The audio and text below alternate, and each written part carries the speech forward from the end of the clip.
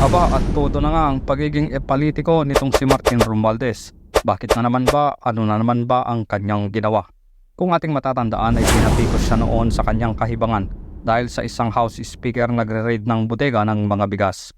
Hoy Martin Romualdez, hindi mo trabaho yan bossing. Ang trabaho mo ay gumawa at magpasa ng batas. Hindi yung kung ano-ano ang pinaggagawa mo na hindi mo naman trabaho, maka-epal lang. Syempre mainit ngayon ang usapang bigas Samantalahin natin ang pagkakataon. Depensa ni Romualdez noon sa mga raid sa mga bodega. Nagkataon lang naman na napadaan kami sa area, pero may raid pala.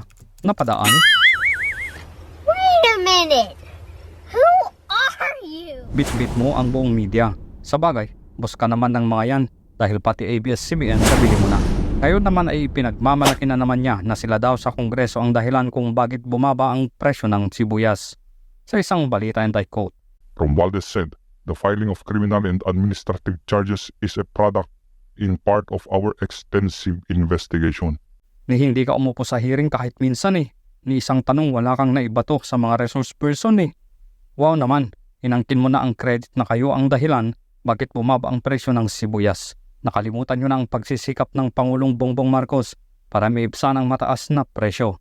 Martin Romualdez, ikaw na. Ikaw na talaga. Ikaw na ang presidente.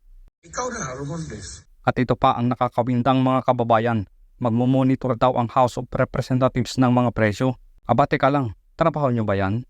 Ikaw na, Romualdez. And again I quote, We will continue to monitor prices and we will not hesitate to exercise our power of oversight by conducting an investigation and prodding agencies so we can protect the public from high prices and inflation. ikaw na Martin. Ikaw na talaga. Ikaw na, Romualdez. At ito pa ang nakakawindang sa lahat.